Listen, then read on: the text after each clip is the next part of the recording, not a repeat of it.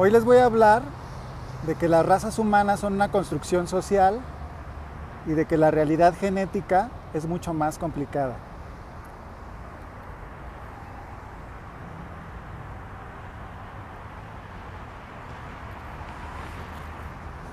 Si definimos a las razas como distintos grupos de humanos que se desarrollaron de forma aislada, adaptándose a las condiciones de su ambiente y desarrollando distintas características, entonces resulta que sí hay razas. Pero somos solamente dos: los aborígenes de Australia y el resto.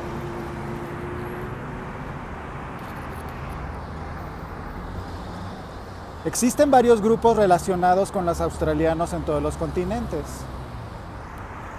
Y esto nos muestra lo complicado que puede ser. Pero quitando a los australianos, el resto de los seres humanos han sido el resultado de repetidas y superpuestas migraciones, adaptaciones y mezclas, y que han producido una distribución más o menos continua de genes como función de la distancia geográfica.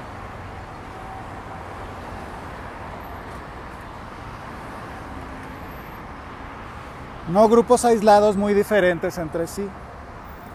De todas formas, podemos promediar las características de los grupos definiendo regiones específicas, por ejemplo, promediando por color de piel. Pero promediar características es precisamente lo que podemos llamar un prejuicio. Resulta que clasificar por color de piel sí es un prejuicio. Bueno, primero les voy a contar una historia. De pequeño mi padre me prestó un libro de Time Life sobre seres humanos que contenía los rostros de muchísimos grupos étnicos de todo el mundo. Para mi sorpresa, yo no pertenecía a ninguno. Según yo, el que más se me parecía era el aborigen australiano. Y así me quedé, orgulloso de ser un aborigen australiano. Mi padre se rió mucho y me explicó que lo que sucede es que la realidad es más complicada. Que yo, por ejemplo, probablemente tenga ya genes de casi todos los grupos étnicos, porque soy una mezcla de genes de dos continentes muy alejados. Y bueno, desde entonces entendí que aunque existen personas con diversos tonos de piel y distintos tipos de rostros, decir que alguien pertenece a una raza es por lo menos una imprecisión. Y nunca adopté el concepto.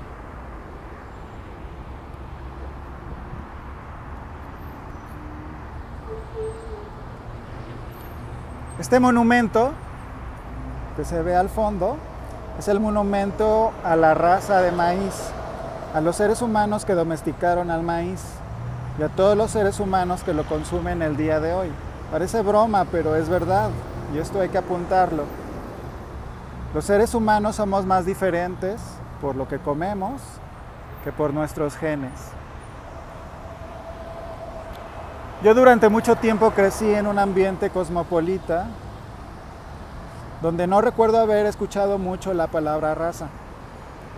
En general mi entendimiento era que si por mala suerte tu grupo étnico está muy aislado, ten cuidado, amigo, porque eso te hace propenso a enfermedades. Y lo sano es la mezcla de los genes porque se corrigen los errores del código. Increíblemente fue hasta que regresé a México que comencé a escuchar otra vez que la gente hablaba de razas. La raza de bronce, la raza negra, la raza blanca, o incluso la gente habla de centroamericanos como si fueran un tipo de persona.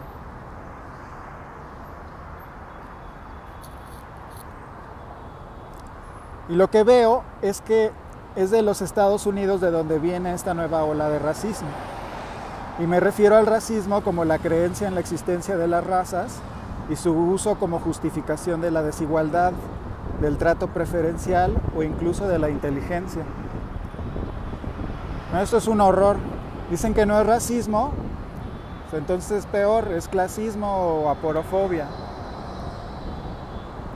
Es decir, se quejan del aislamiento cultural o de la pobreza para seguir manteniendo a la gente aislada y pobre. Realmente hay que ser hipócrita para pensar de esta forma.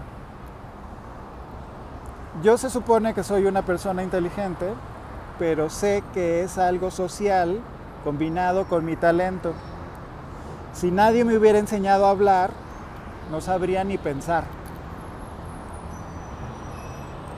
Los humanos no somos iguales, bueno, excepto si son gemelos, pero en general no vamos cada vez pareciéndonos más unos a otros. Los humanos no terminamos todos siendo el mexicano promedio o el gringo promedio o el francés promedio. Nos diversificamos. Dentro de nuestro sistema de reproducción sexuada y del proceso de adaptación, la recombinación, el azar y la salud de nuestro cuerpo en relación con el ambiente son las fuerzas que van moldeando nuestros cambios. Pero regresemos a la discusión de las razas. Entonces, si los humanos somos todos diferentes y si de alguna manera nos vamos desarrollando por grupos de forma aislada, entonces claramente debemos de tener grupos de humanos diferentes entre sí, es decir, las razas, como las razas caninas, todos perritos, pero diferentes entre sí.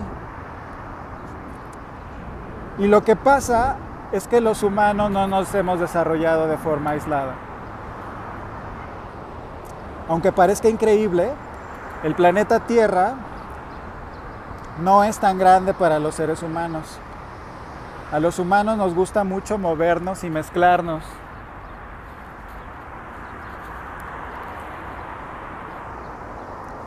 Y los colores de piel, eso claramente es una diferencia, ¿no?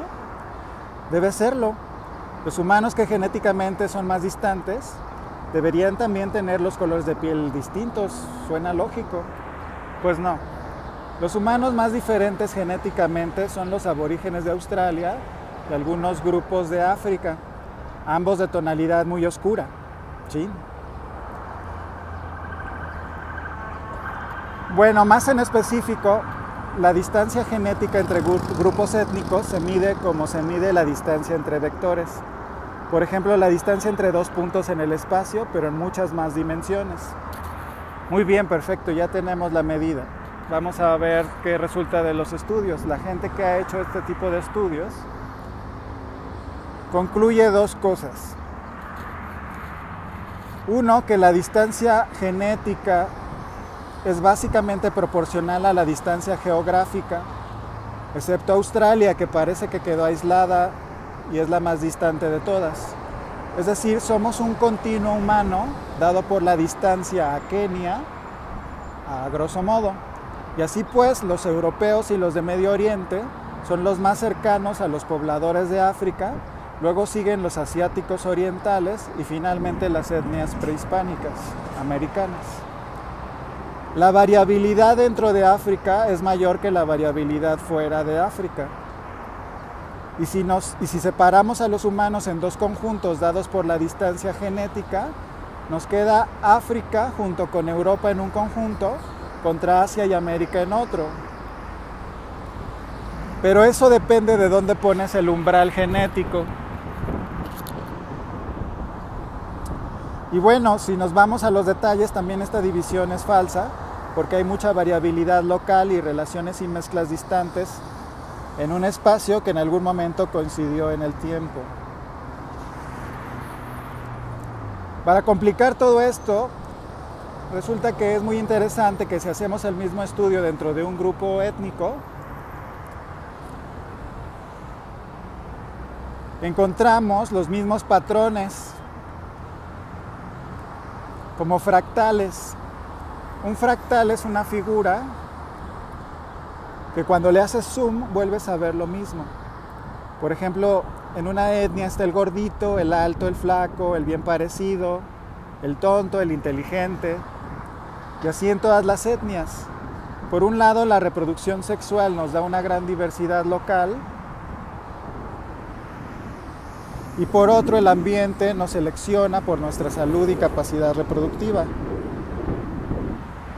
Es la reproducción sexual usando todas sus armas para generar la variabilidad necesaria que le garantice la supervivencia. Y bueno, hay investigadores que buscan el concepto de raza a como dé lugar. Y se vale. Y dicen que aunque los seres humanos seamos un tipo continuo, sí hay diferencias, y esto es obvio, pero entonces dicen que se pueden definir las razas dividiendo el continuo. Y el problema con esto es que un continuo no tiene divisiones claras y lo puedes dividir en cuantos pedazos te gusten. Entonces los dividen en 2, en 3, en 4, en 5, en n grupos. Pero ninguna es una clasificación natural o universal. Por lo tanto, las razas humanas naturales no existen. Se pueden definir, pero los umbrales son a criterio de cada persona, por lo que las razas por color de piel son una construcción social. Frecuentemente los que insisten en la existencia de las razas incluyen una extraña raza llamada mixta que resulta que contiene a la mayoría de los seres humanos. Esto es típico cuando el modelo es malo y se excluye lo que no explica. La evolución no es una teoría, pero nuestras clasificaciones sí lo son y deben de ser contrastadas con la realidad. Ahora sabemos por los estudios de la doctora Nina Jablonski y muchos otros expertos en genética que el color de la piel lo controlan dos vitaminas, la vitamina D y la vitamina B.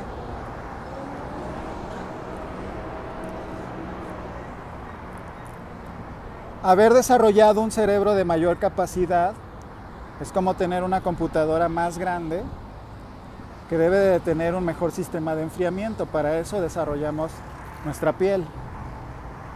Cuando nuestros ancestros perdieron su pelo y desarrollaron glándulas de sudor en toda la piel, también quedaron expuestos a la radiación del sol.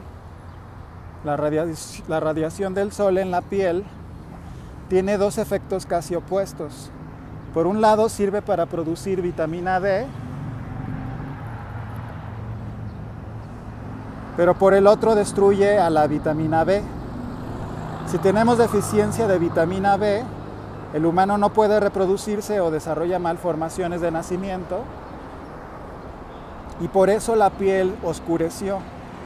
Esto inicialmente sucedió en un periodo de 28 millones de años en África, en un ambiente con una fuerte radiación solar. Pero cuando la migración hacia el norte en Asia y Europa se dio, cuando migraron hacia Asia y Europa, en donde había mucho menos sol, se les aclaró la piel para poder producir suficiente vitamina D. Y es que la vitamina D es un regulador de calcio. Y si las personas no tienen suficiente, desarrollan raquitismo. El raquitismo produce infertilidad, deformaciones en la postura y falta de crecimiento. Y es natural que en donde no haya sol, las personas más claras tengan la ilusión de que son superiores a alguien de piel oscura, porque el amigo moreno tiene falta de vitamina D.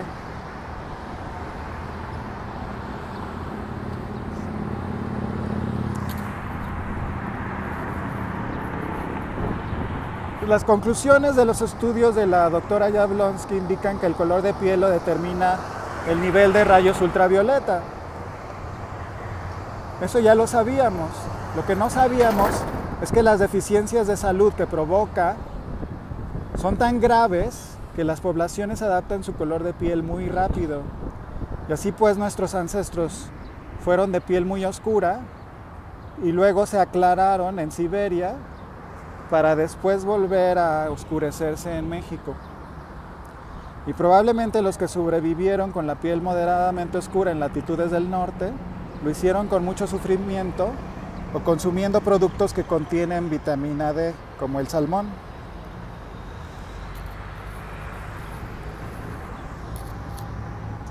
La mayoría de las diferencias que asociamos a la raza tienen que ver más con la alimentación y el ambiente cultural que con los genes. Y esto se parece a las leyendas de nuestros mexicanos, pero con nombres de trigo, de arroz, de cebada, de maíz. Hoy en día la humanidad ya está estandarizando su dieta. Esperemos que para bien, y también su cultura. Esperemos que con conocimiento científico y tolerancia. Sí importa nuestro color de piel, pero no para clasificarnos como distintos tipos de humanos, sino para saber qué tipo de alimentación o complemento alimenticio necesitamos para compensar nuestro exceso o falta de vitaminas D y B. También importa el nivel socioeconómico para saber a qué grupos tenemos que apoyar más para que logren superar sus deficiencias metabólicas, económicas y culturales. Es verdad que los aborígenes de Australia son muy diferentes al resto, pero hoy en día esa diferencia no les impide ser todo tipo de profesionistas.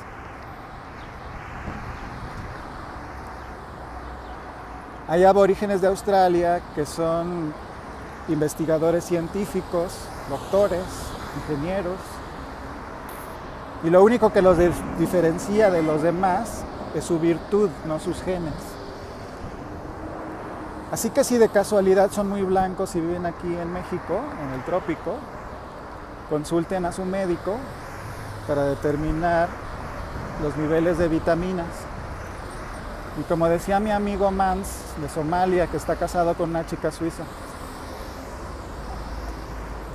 mira, Julián, me decía, dicen que yo soy negro y que mi esposa es blanca, pero cuando tenemos hijos salen todos mexicanos. La vida es un misterio. Bueno, muchas gracias por haber estado aquí y nos vemos la próxima vez.